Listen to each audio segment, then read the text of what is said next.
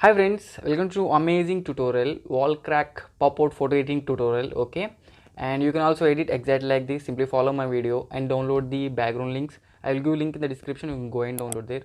Friends, if you are first time watching my video, please consider subscribe and tap on bell icon, so whenever I upload a new video you'll get the notification. And if you want to follow me on Instagram, I will give Instagram link in the description. Okay, now let's check in the video without wasting time. First of all, you have to open Picsart application. See you there.